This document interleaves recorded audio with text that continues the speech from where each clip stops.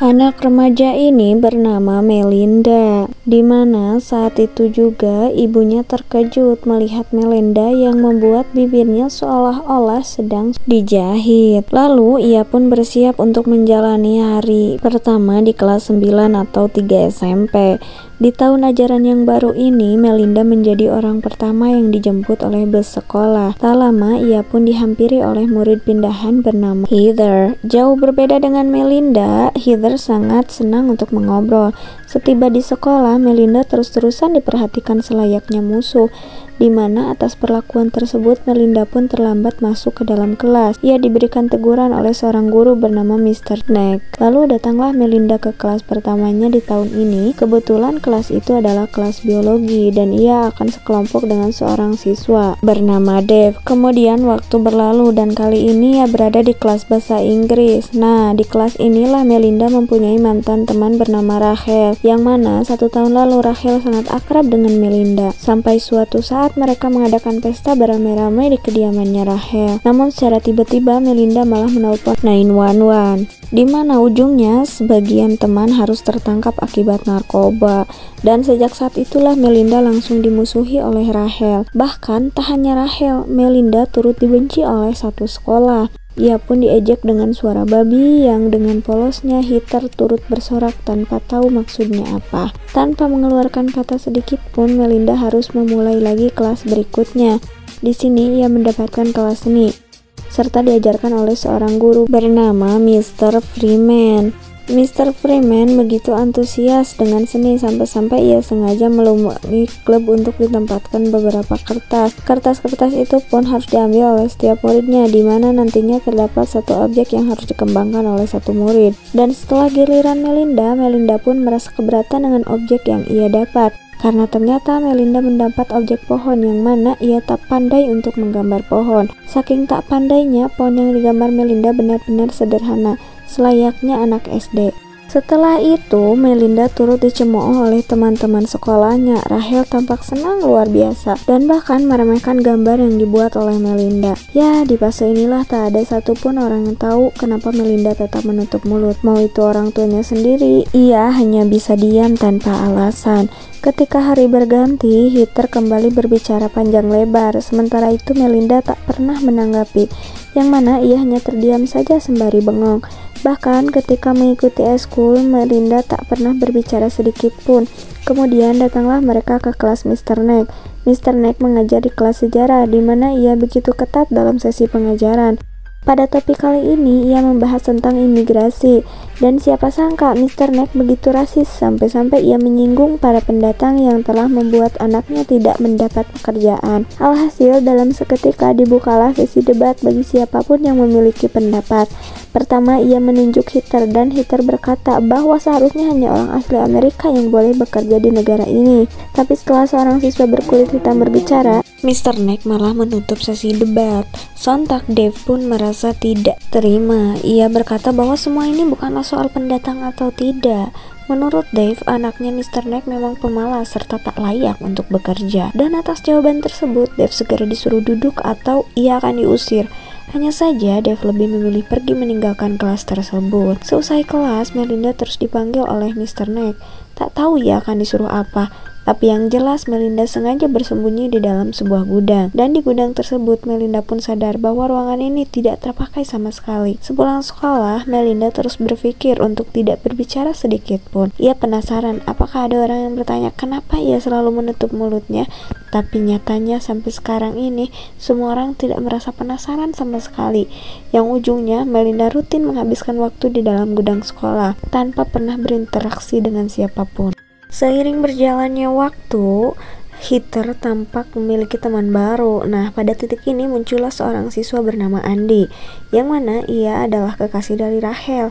Selayaknya anak baru, keberadaan Melinda tak pernah dianggap sama sekali. Jadinya untuk menikmati makan siang pun Melinda hanya bisa datang ke ruangan seni, di mana dengan senang hati Mr. Freeman mengizinkan Melinda untuk makan di ruangan itu. Tapi selain makan, Melinda turut disuruh untuk menggambar apa saja.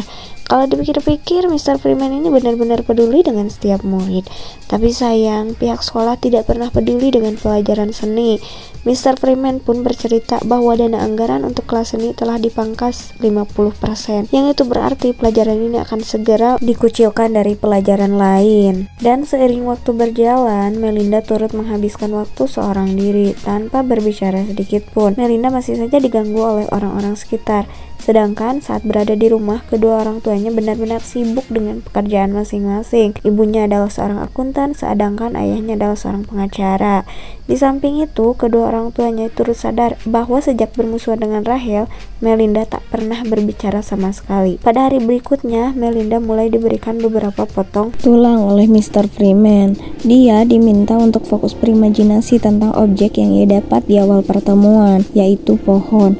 Dan di sini Melinda mulai mengandalkan beberapa barang yang tersedia, sampai pada akhirnya karyanya mulai dipuji oleh rekan Rachel yang bernama Vivi dan juga Mr. Freeman. Setelah kelas seni, Melinda diajak oleh Heather untuk mendukung teman-temannya, yang mana pada titik ini Melinda hanya bisa menerima tanpa bisa menolak sama sekali. Padahal selama duduk di kursi penonton, Melinda rutin mendapati ejekan dari beberapa murid. Ia diajak cepu karena telah menelpon polisi di pestanya Rachel. Di saat yang bersamaan, Rachel semakin dekat dengan Andy yang turut hobi untuk mengejek Melinda.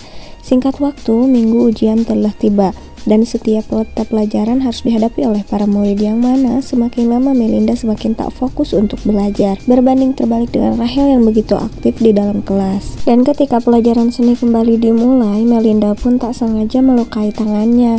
Jelas ketidakfokusan mulai menghantui pikiran Melinda, yang lagi-lagi ketika akan membedah kodok di kelas biologi, Melinda harus pingsan dalam seketika. Singkat cerita, hari Natal telah tiba, dan kali ini Melinda mendapat kado dari kedua orang tuanya. Ia pun diberikan perlengkapan gambar yang sontak saja Melinda tak tahu apa yang akan ia lakukan dengan alat gambar itu. Lalu saat kembali ke sekolah, Melinda pun langsung mendapat kabar tak sedap dari Heather. Heather berkata bahwa ia tak bisa lagi menjadi rekan Melinda, karena menurut Heather, Melinda adalah orang yang depresi yang seharusnya membutuhkan pertolongan dokter. Ya, setelah ditinggal dengan begitu mudah, Melinda turut mendapat teguran dari kedua orang tuanya. Ia diberitahu bahwa nilai akhirnya di kelas Mr. Neck mendapat nilai D.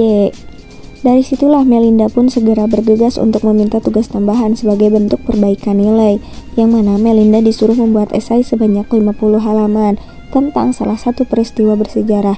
Alhasil Melinda memilih tema perjuangan perempuan yang dulunya diperlakukan seperti anjing, dan setelah esainya terangkum, Melinda disuruh Mr. Neck untuk membacakan hasil esainya di depan kelas. Pada esok pagi, atas perintah ini, Melinda yang tak pernah membuka mulut pun mulai bingung sendiri. Ia segera meminta bantuan kepada Dave untuk berbicara pada esok pagi, yang hasilnya Dave menerima ajakan itu dan segera membantu Melinda.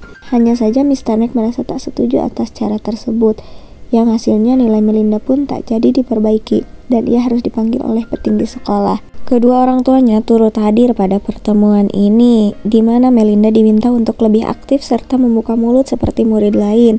Aneh memang, kenapa Melinda terus bersikap seperti ini, padahal tahun lalu ia masih bersikap normal seperti remaja pada umumnya. Di samping itu, Rachel semakin asyik dengan dunianya sendiri, sedangkan Melinda hanya bisa merenung sembari menghabiskan waktu seorang diri.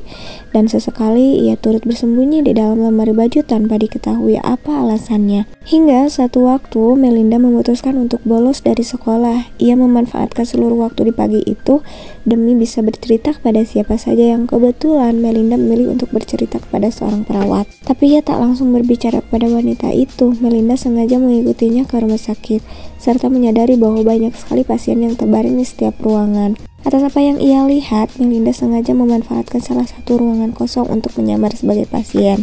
Hanya saja, usahanya itu tidak membuahkan hasil, di mana tak ada satupun perawat yang bertanya mengenai keberadaannya. Pada esok hari, tiba-tiba saja Heather datang ke rumahnya Melinda. Heather berkata bahwa ia membutuhkan bantuan Melinda untuk menemaninya berbelanja. karena ternyata Heather telah dijadikan bebu oleh teman-temannya yang baru. Sekejap dengan lantangnya Melinda menolak ajakan itu.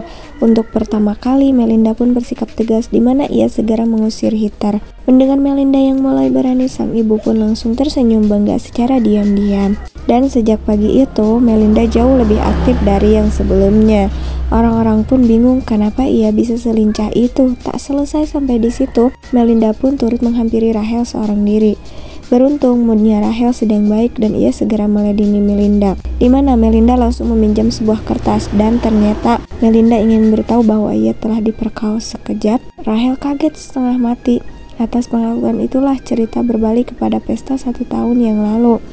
Ada alasan tersendiri kenapa Melinda menelpon polisi. Bukan karena ia cepu atau bagaimana, namun ternyata tanpa diketahui orang-orang, Andy telah memperkosanya secara paksa. Dan Melinda diancam apabila ia mengadu, maka kedua orang tuanya akan dibunuh oleh Andy.